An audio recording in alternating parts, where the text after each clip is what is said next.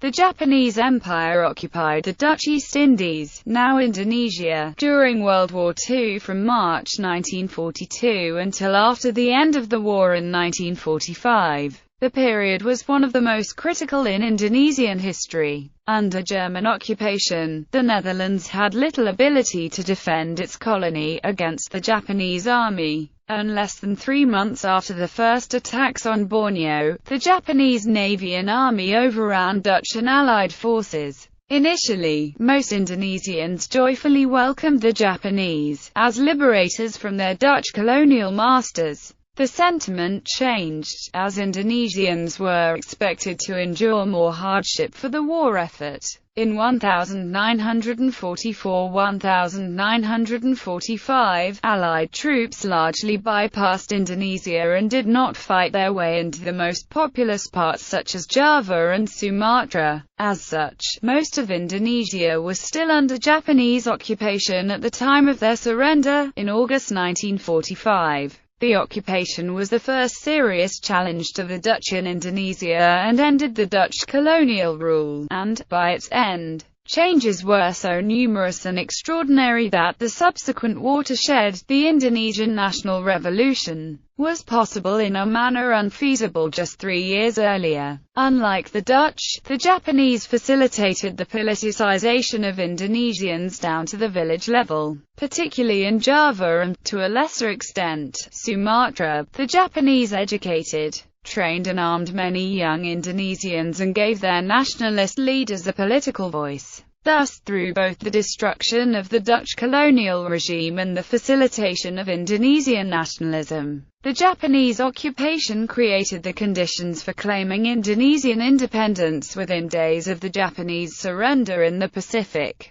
However, the Netherlands sought to reclaim the Indies, and a bitter 5-year diplomatic, military and social struggle ensued, resulting in the Netherlands recognizing Indonesian sovereignty in December 1949. Background. Until 1942, Indonesia was colonized by the Netherlands and was known as the Dutch East Indies. In 1929, during the Indonesian National Awakening, Indonesian nationalist leaders Sukarno and Muhammad Hatta foresaw a Pacific War and that a Japanese advance on Indonesia might be advantageous for the independence cause. The Japanese spread the word that they were the light of Asia. Japan was the only Asian nation that had successfully transformed itself into a modern technological society at the end of the 19th century, and it remained independent when most Asian countries had been under European or American power, and had beaten a European power, Russia, in war. Following its military campaign in China, Japan turned its attention to Southeast Asia, advocating to other Asians a Greater East Asian co-prosperity sphere, which they described as a type of trade zone under Japanese leadership. The Japanese had gradually spread their influence through Asia in the first half of the 20th century, and during the 1920s and 1930s had established business links in the Indies. These ranged from small-town barbers, photographic studios and salesmen, to large department stores and firms such as Suzuki and Mitsubishi becoming involved in the sugar trade. The Japanese population peaked in 1931, with 6,949 residents, before starting a gradual decrease, largely due to economic tensions between Japan and the Netherlands Indies government. A number of Japanese had been sent by their government to establish links with Indonesian nationalists, particularly with Muslim parties, while Indonesian nationalists were sponsored to visit Japan. Such encouragement of Indonesian nationalism was a part of a broader Japanese plan for an Asia for the Asians.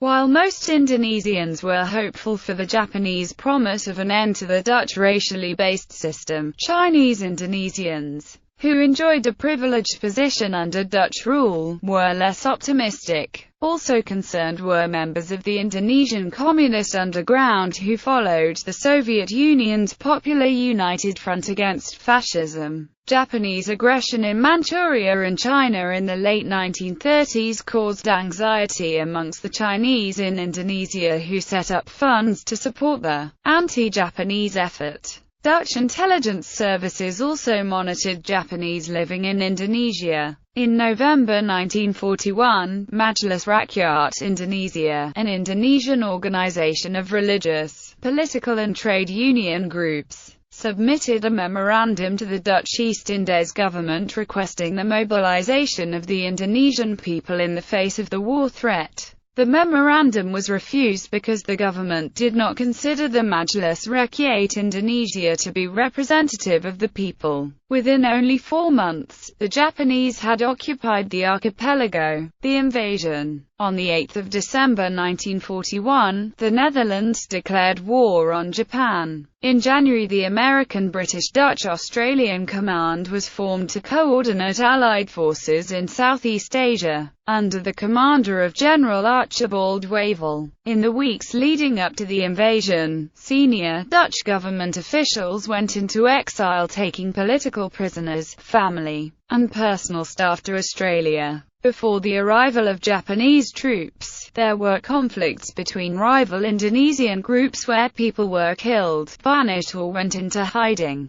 Chinese and Dutch-owned properties were ransacked and destroyed. The invasion in early 1942 was swift and complete. By January 1942, parts of Sulawesi and Kalimantan were under Japanese control. By February, the Japanese had landed on Sumatra, where they had encouraged the Acehnese to rebel against the Dutch. On the 19th of February, having already taken Ambon, the Japanese Eastern Task Force landed in Timor, dropping a special parachute unit into West Timor near Kupang, and landing in the Dili area of Portuguese Timor to drive out the Allied forces which had invaded in December. On the 27th of February, the Allied Navy's last effort to contain Japan was swept aside by their defeat in the Battle of the Java Sea. From the 28th of February to the 1st of March 1942, Japanese troops landed on 4 places along the northern coast of Java almost undisturbed. The fiercest fighting had been in invasion points in Ambon, Timor, Kalimantan, and on the Java Sea. In places where there were no Dutch troops, such as Bali, there was no fighting. On the 9th of March, the Dutch commander surrendered along with Governor-General Jonkheer AWL, Tjade van Stankenborst-Schouwer. The Japanese occupation was initially greeted with optimistic enthusiasm by Indonesians who came to meet the Japanese army waving flags and shouting support such as, "Japan is our older brother," and "Banzai Dai Nippon." As the Japanese advanced, rebellious Indonesians in virtually every part of the archipelago killed groups of Europeans and informed the Japanese reliably on the whereabouts of larger groups. As famed Indonesian writer Pramoedya Anantato noted,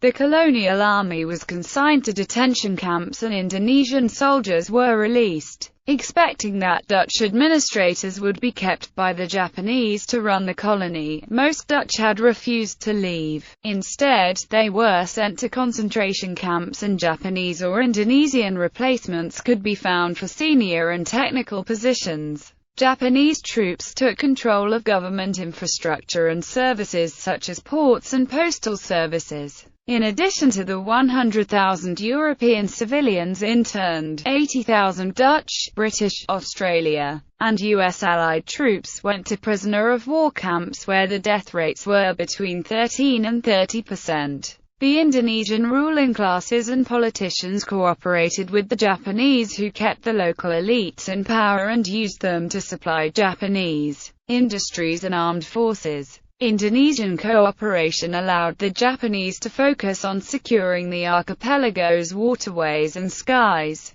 and using its islands as defense posts against Allied attack. Japanese rulers divided Indonesia into 3 regions. Sumatra was placed under the 25th Army, Java and Madura were under the 16th Army, while Borneo and eastern Indonesia were controlled by the Navy's 2nd South Fleet. The 16th and 25th Army were headquartered in Singapore and also controlled Malaya until April 1943, when its command was narrowed to just Sumatra and the headquarters moved to Bukit Tinggi. The 16th Army was headquartered in Jakarta, while the 2nd South Fleet was headquartered in Makassar. Experience of the occupation varied considerably, depending upon where one lived and one's social position. Many who lived in areas considered important to the war effort experienced torture, sex slavery, arbitrary arrest and execution, and other war crimes. Many thousands of people were taken away from Indonesia as forced laborers for Japanese military projects,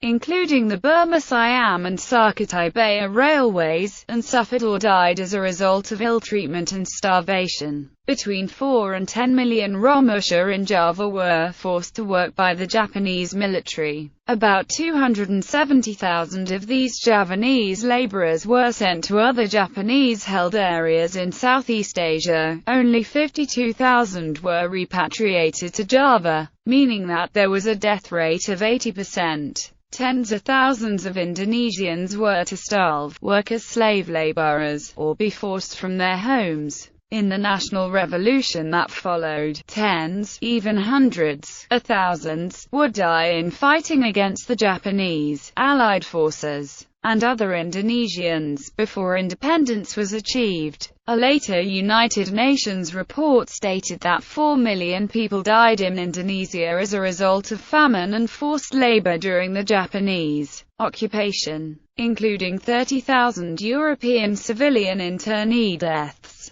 A Dutch government study described how the Japanese military recruited women as prostitutes by force in Indonesia. It concluded that among the 200 to 300 European women working in the Japanese military brothels, some 65 were most certainly forced into prostitution. Others, faced with starvation in the refugee camps, agreed to offers of food and payment for work, the nature of which was not completely revealed to them. Materially, whole railway lines, railway rolling stock, and industrial plants in Java were appropriated and shipped back to Japan and Manchuria. British intelligence reports during the occupation noted significant removals of any materials that could be used in the war effort. Next to Sultan Syahir, who led the student underground, the only prominent opposition politician was leftist Amir Syarafuddin, who was given 25,000 guilders by the Dutch in early 1942 to organize an underground resistance through his Marxist and nationalist connections. The Japanese arrested Amir in 1943, and he only escaped execution following intervention from Sukarno, whose popularity in Indonesia and hence importance to the war effort was recognized by the Japanese. Apart from Amir's Surabaya-based group, the most active pro-Allied activities were among the Chinese, Ambonese, and Manadonese. In South Kalimantan, a scheme by Indonesian nationalists and Dutch against the Japanese was uncovered before the Pontianak incident occurred. According to some sources, this happened in September 1943 at Mackay in South Kalimantan and involved establishing up an Islamic state and expelling the Japanese, but the plan was defeated. In 1943, the Japanese beheaded Tengku Rahmatullah, a member of the royal family of the Sultanate of Serdang. In the 1943–1944 Pontianak incidents, the Japanese orchestrated a mass arrest of Malay elites and Arabs, Chinese, Javanese, Manadonese, Dayaks, Bugis, Bataks, Minangkabau, Dutch, Indians, and Eurasians in Kalimantan, including all of the Malay sultans, accused them of plotting to overthrow Japanese rule, and then massacred them. The Japanese falsely claimed that all of those ethnic groups and organizations such as the Islamic Pemuda Muhammadiyah were involved in a plot to overthrow the Japanese and create a People's Republic of West Borneo. The Japanese claimed that sultans, Chinese, Indonesian government officials, Indians and Arabs, who had been antagonistic to each other, joined together to massacre Japanese, naming the Sultan of the Pontianak Sultanate as one of the ringleaders in the planned rebellion. Up to 25 aristocrats, relatives of the Sultan of Pontianak, and many other prominent individuals were named as participants in the plot by the Japanese and then executed at Mandor. The sultans of Pontianak, Sambas, Ketapang, Sokardana, Simbang, Kibo, Nga Bang, Sangir, Sekador, Tajin, Singtan, and Mempama were all executed by the Japanese, respectively. Their names were Syarif Muhammad al-Qadri, Muhammad Ibrahim Safiduddin, Goasti Sinan, Tenko Idris, Goasti Mezia, Syarif Salah, Goasti Abdul Hamid, Adi Muhammad Arif, Goasti Muhammad Kelab, Goasti Japar, Radin Abdul Bara Dano Perdana, and Muhammad Ahufiq. They are known as the 12 Doko. In Java, the Japanese jailed Syarif Abdul Hamid al-Qadri, the son of Sultan Syarif Muhammad al-Qadri. Since he was in Java during the executions, Hamid too was the only male in his family not killed, while the Japanese beheaded all 28 other male relatives of Pontianak Sultan Muhammad al-Qadri. Among the 29 people of the Sultan of Pontianak's family who were beheaded by the Japanese was the heir to the Pontianak throne. Later in 1944, the Dayaks assassinated a Japanese named Nakatani, who was involved in the incident and who was known for his cruelty. Sultan of Pontianak Muhammad al-Qadri's fourth son, Pengrinagon, and another son, Pengrinadipati, were both killed by the Japanese in the incident. The Japanese had beheaded both Panjaranadipati and Panjaranagung in a public execution. The Japanese extermination of the Malay elite of Pontianak paved the way for a new Dayak elite to arise in its place. According to Mary F. Summers Hyde Hughes, during May and June 1945, some Japanese were killed in a rebellion by the Dayaks in Sangiru. According to Jamie S.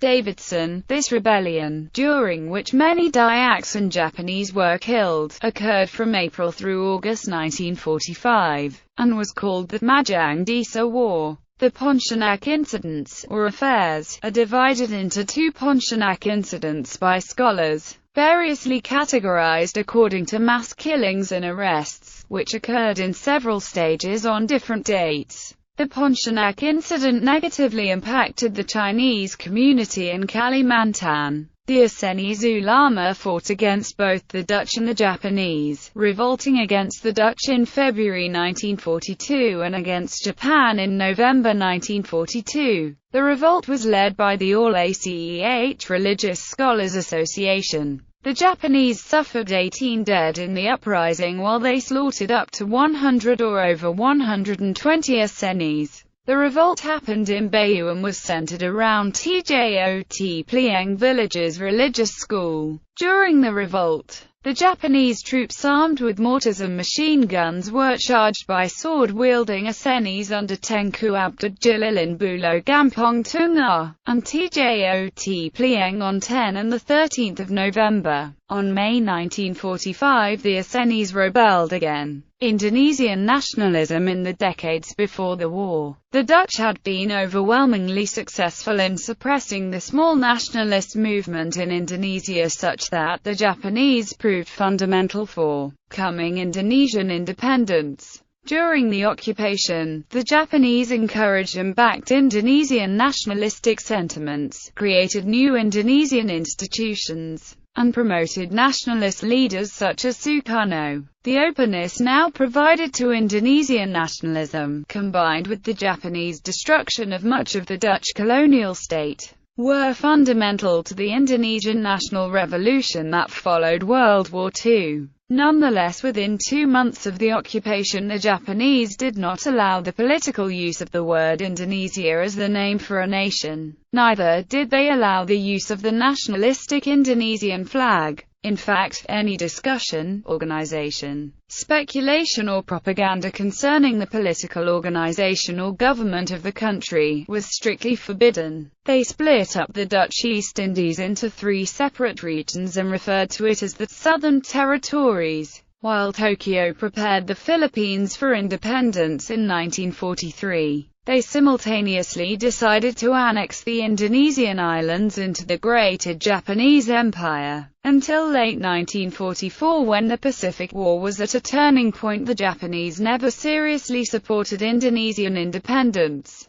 The Japanese regime perceived Java as the most politically sophisticated but economically the least important area. Its people were Japan's main resource. The outer islands under naval control, however, were regarded as politically backward but economically vital for the Japanese war effort, and these regions were governed the most oppressively of all. These experiences and subsequent differences in nationalistic politicization would have profound impacts on the course of the Indonesian Revolution. In the years immediately following independence, to gain support and mobilize Indonesian people in their war effort against the Western Allied force, Japanese occupation forces encouraged Indonesian nationalistic movements and recruiting Indonesian nationalist leaders, Sukarno, Hatta, Ki Hajarjuantara and Kyai Haji Mas Mansir, to rally the people's support for Mobilization Center Putera in the 16th of April 1943, replaced with Jawa Hokokai in the 1st of March 1944. Some of these mobilized populations were sent to forced labor as Romusha. Japanese military also provided Indonesian youth with military trainings and weapons, including the formation of volunteer army called PETA.